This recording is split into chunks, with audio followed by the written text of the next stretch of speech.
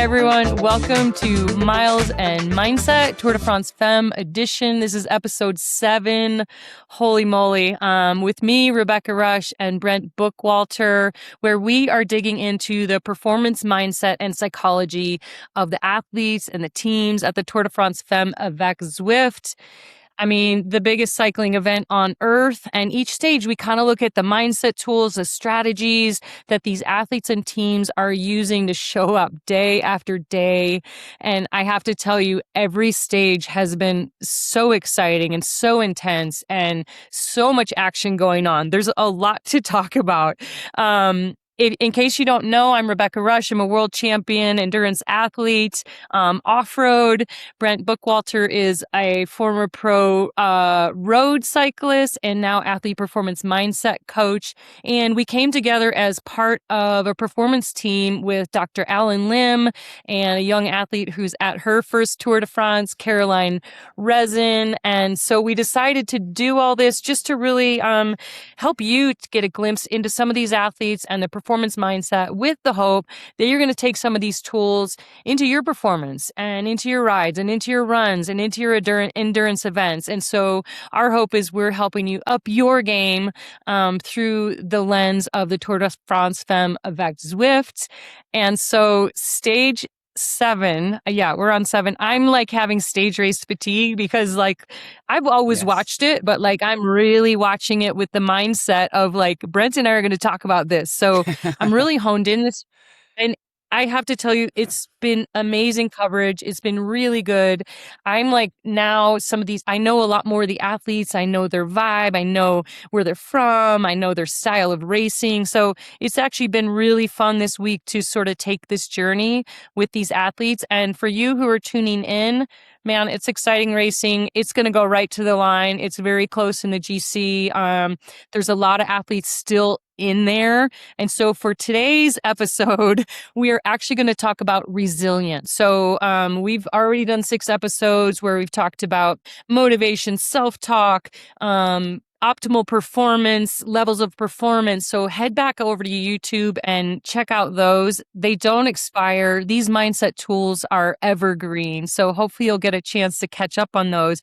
But today we're going to talk about resilience. Okay, so Brent, what is resilience from a sports psychology point of view? Can you just give us a definition? The word gets thrown around a lot, like, oh, develop my resilience. But what does it really mean?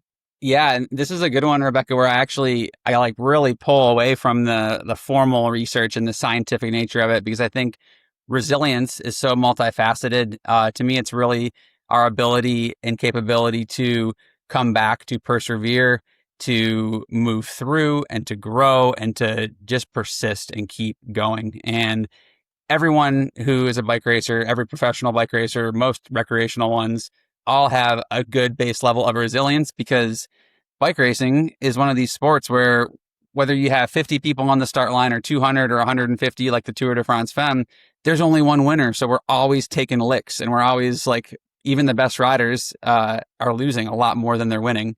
And that creates a need to be resilient. So it's for me, it's really a skill that is kind of one of these like at the top of the pyramid, sort of like culmination skills that really pulls on everything that we've built underneath it. So going back to my sort of tree of performance excellence, like we have the roots, the values, the motivation, the background, the upbringing, and then we have like the real base core skills, like your mindfulness, your sort of self-belief and confidence, your well-being. And then you get out to like all these other mental skills, some of which we talked about, the self-talk, the visualization, the routines, the support team. And then out on the ends of these branches, or at the peak of the pyramid, essentially is resilience. Because once we've established at least a base level of all these other skills and aspects of our mental performance and performance excellence, then we give ourselves a chance to actually rebound, come back, endure, persevere. So yeah, every rider of the Tour de France Femmes is doing that, whether it's the ones that they're winning and they're coming back from a bad moment. Today's winner, Kasia Niewiadoma-Phinney, who, had that near miss and the stage win the other day, back to her winning ways and leading the women's Tour de France after a couple of years. So resilience at the top and also resilience all the way through the results, as so many riders are just lining up on the start line with the feeling that they're just sort of riding to survive, and a lot of resilience just to keep persevering and getting to the finish line each day. Yeah, it is bouncing back. Like you said, it's bouncing back year to year, moment to moment, mile to mile, like within each stage, like I think we talked about the stage winner yesterday. She had a mechanical at the base of the most important critical climb at the end, and then comes on to win the stage. So there's resilience that's kind of long term, immediate term, and sort of Yes. middle term of getting up over and over and over again and not getting discouraged when the chips are down. And, Kasia Niewiadoma, holy moly, the ride of her life to take the stage, take the yellow jersey, and ride away solo, about 9K from the top of Mont Ventoux, epic climb. And they kept talking about how she's never won a tour stage. She's won a Tour de France overall. She's never won Overall, a yeah. stage tour. That she was second to the stage just a couple of days ago.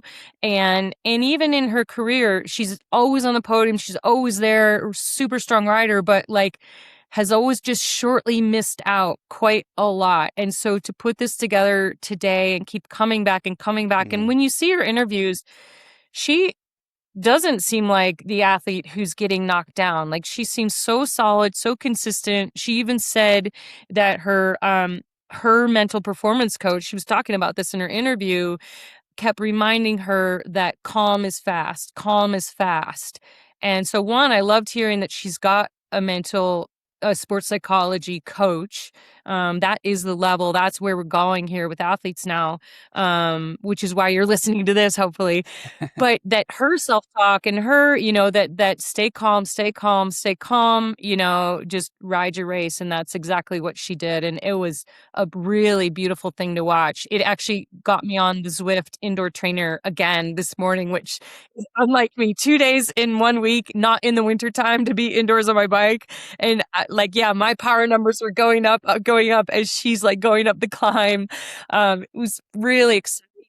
And then I also thought about it. At one point, she had 148, 149 on Vollering and Rosser, and literally Vollering in the last K clawed her way back. She remembered her why of like, I'm going for this overall. I can't let any more time go. And she actually clawed back, I think, over about a minute or something. And so got herself a lot closer again, and is, right there, 15 seconds now in the overall behind Kasia Niewiadoma-Phinney. So it's going to be really exciting racing.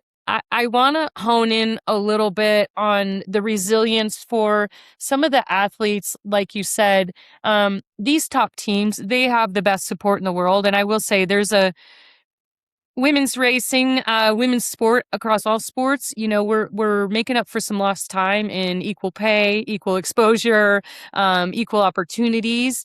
And cycling is no different. But some of these top teams, they're really well funded. They've got a lot of sponsors. They've got a lot of support. But that's not the case for probably, definitely from the top 10 teams below that. What's that look like for some of these teams, and with their support crews and team buses and, what they have access to? How that's got to affect how they can recover and their resilience from day to day. Yeah, I think so. There still is. I think there is a big discrepancy and a big gap. It's getting better. You see that still in the men's race, the difference between UAE and the Spanish team that was a wild card invite Caja Rural this year. Just huge discrepancy in budget, and this also means resources. So there's physical, logistical, technical investments that are made for these top teams that kind of like keep the rich richer, keep the best even better, and it's really, really hard to break through and into that. I think there's a clear mental component of this too, in that when you kind of when you come to the gunfight with a knife, the saying is like, it's real easy to also feel like, oh, like I'm just defeated before I even start. And this sort of this balance of realism, optimism, delusion, like it's a really fine balance mentally, and that can essentially, end our race, end our opportunity before it even starts. So we're not saying we need this unrealistic delusion, this toxic positivity, that you're just pretending that the facts aren't the facts. And but we also don't want to be like so real that we're pessimistic. So pessimistic realism, that's not serving us either. And kind of the balancing point, or what we're striving for, is this just more grounded optimism, that is grounded in the facts, but it's also grounded in possibility and also control and autonomy of the situation. And to do that, we go back to what we have in our control and breaking it down into these really small chunks and finding the little victories when we can, and also zooming out and thinking a little more long range, and how a particular kilometer of a stage fits into the stage, and how the stage fits into the race, and how this race fits into the season and season career. I think if you look at, for a lot of these teams, it's a starting point for many of them. It's some of these teams, it's their first Tour de France Femmes ever. It's a race that's only been around for 5 years. And if you look at it in the timeline of 5 years, I think it can also benefit you to do that, to achieve some of this grounded optimism. Yeah, I mean, we kind of touched on this already, is that your resilience, it's moment to moment, it's race to race, it's season to season, it's year to year, it's decade to decade. And so for some of these teams that maybe have less support, they don't have all the staff there, they don't have all the bells and whistles. So they're in the hardest race of their life. In this moment, maybe they don't feel super resilient physically or emotionally. And so are you saying that, are they looking at the bigger picture, looking at the future, going, if I can just finish this race with what I've got, like literally this is building for something bigger than simply this one stage on Mont Ventoux? Is that what you're saying? Yes, absolutely. Yeah, how it fits in the context of that. And I think this also connects to our sort of like larger identity we have for ourselves too, and making sure that we've done enough identity work, we have enough clarity and confidence and self-belief in ourselves, multifaceted, not just as an athlete. Because when you are up against it and you are challenged and you're up against the wall, if that is your entire identity and it's everything, the trigger of that threat response and that panic and that despair, and that pessimism, it just exponentiates and extrapolates even more. So that's what I mean when I'm saying we're talking about the connection of all these facets of performance in life, and going down to the sort of foundation of the pyramid or the roots of the tree. And that, yeah, this is even factoring areas of identity, of self and belief in self, and that's also off the bike. Yeah, I mean, if you're just sitting there saying like, this is the only race that matters, if I don't do well today, and you start sort of just creating this like spiraling, pessimism of like, oh, well, then I might not get a contract renewed. I might never be a bike racer. Like, it does start to spiral down in that moment. And that's definitely eroding resilience if you do start to kind of get that negative spiral. So how does somebody, they're climbing up Mont Ventoux, they're at the back of the pack, it's the hardest race they've done in their life on one of the biggest, most iconic, challenging climbs in the world that is breaking the best riders in the world. How is somebody at the back of the pack leveraging their resilience in that moment just to get up that climb and finish? Yeah, it's a good question, because talk is cheap. It's easy for us to sit here and say this, and yeah, even chime in if we were having this conversation with the riders who were, really fighting to finish within the time cut today. I saw one rider even finishing outside the time cut. They'd say like, grow up, get real. You don't know what we're dealing with. And I've lived that myself. I've been up against the wall like that and stared down the barrel of that. And I think one of the most like productive sort of like reference points and checks is like how I approach this, how I coach myself, where I direct my focus and energy.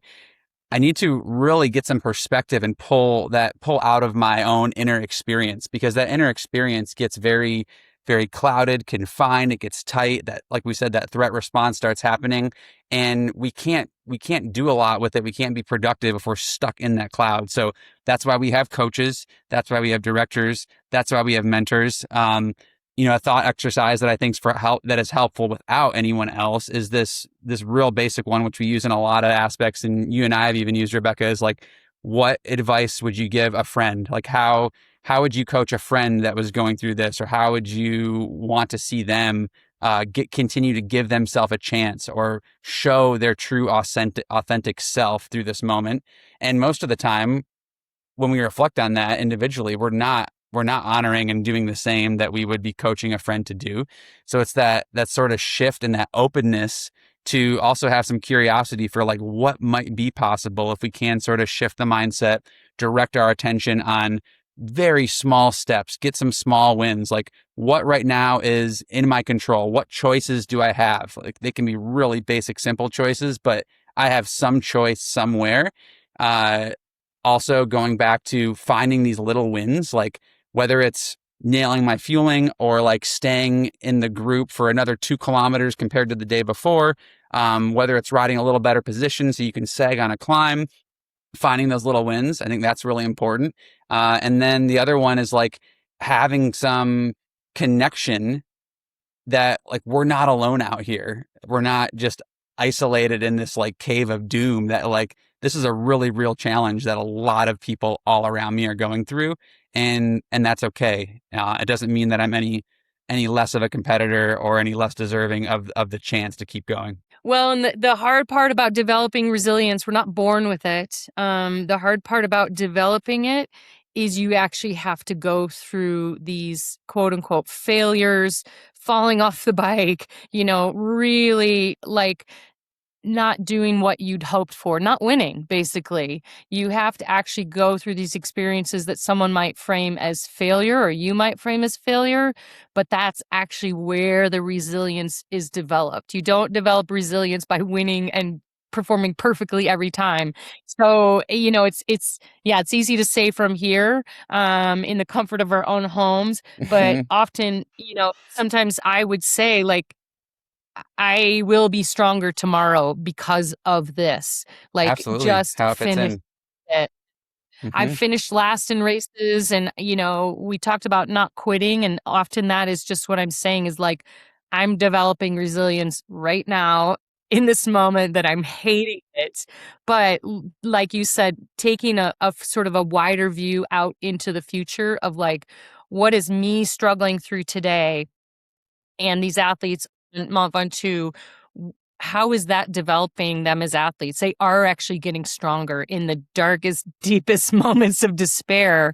They're developing resilience, and it's little consolation in that moment, but that really is where this skill is developed, is in the hardest places. Absolutely. Yeah. The other example that just pops into my mind as you say that so nicely, Rebecca, is the dynamic of coming back from an injury or a sickness. Like if you're sitting there with a broken leg, unless someone else is like living the same injury on the same timeline in the same like walk of life, like no one really, really gets it and is right there and can feel it. But how many times do we see, and also our own lived experience of us both rehabbing and recovering from injuries, like it is true, this come back stronger, learn about ourselves. And what we're doing in the moment is we're saying, you know what, like it's not going to be pretty. I don't like this. This is not where I want to be. But like right here, right now, the most basic thing I can do is get some sleep, do the PT exercise, like feed myself, have some time with a friend. Yeah. It's all this the things that actually contribute to just nudging along as slow and as small and as painstaking as it might be.